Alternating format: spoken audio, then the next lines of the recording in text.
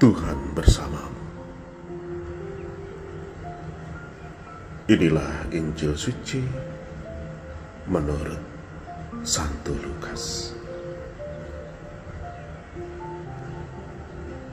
Pada suatu hari Sabat, Yesus masuk ke rumah ibadat lalu mengajar. Di situ ada seorang yang mati tangan kanannya. Ahli-ahli Taurat dan orang-orang Farisi mengamati Yesus.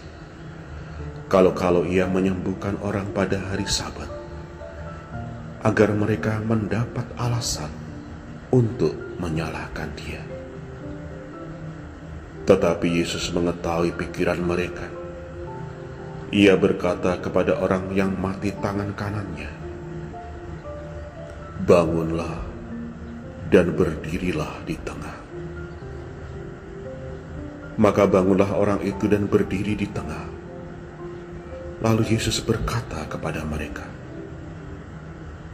"Aku bertanya kepada kalian, manakah yang diperbolehkan pada hari Sabat, berbuat baik atau berbuat jahat, menyelamatkan orang atau membinasakannya?"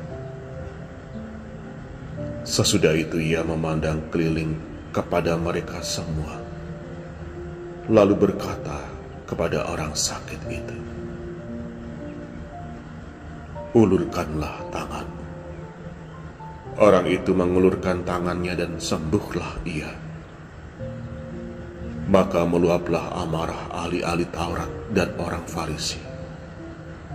Lalu mereka berunding, apakah yang akan mereka lakukan terhadap Yesus. Demikianlah sabda Tuhan. Saudari dan saudara, selamat pagi berkah dalam.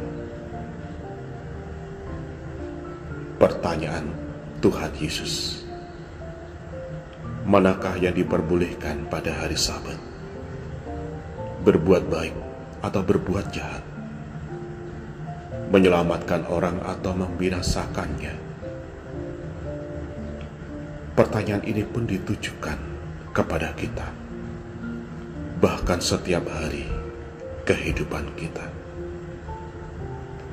Dan jika pertanyaan yang sama Yesus tanyakan kepada kita dalam konteks kita,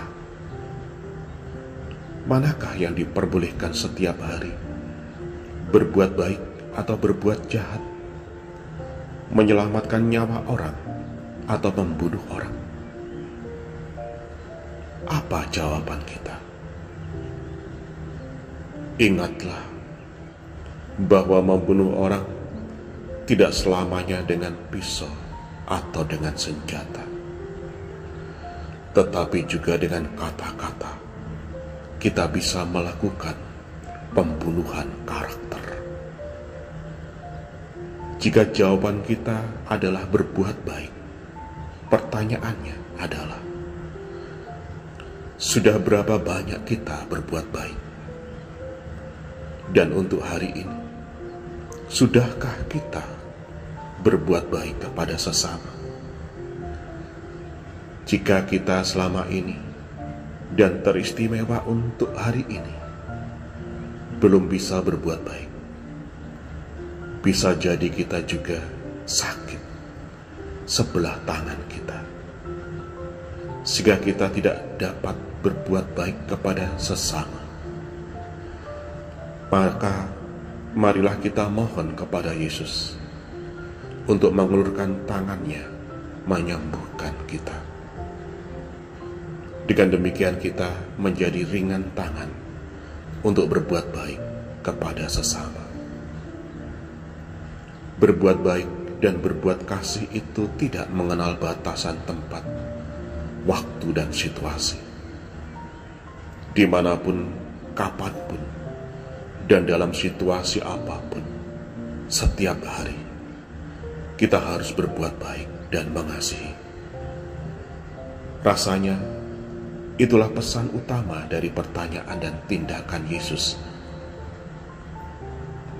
Bisa jadi hal ini sungguh-sungguh memukul kita Karena untuk berbuat baik dan mengasihi, seringkali kita banyak pertimbangan atau masih memikirkan untung rugi.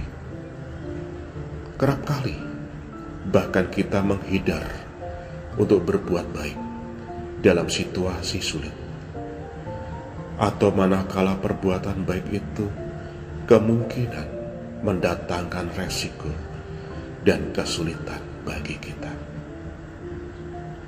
Selamat berefleksi, selamat berbuat baik. Tuhan memberkati.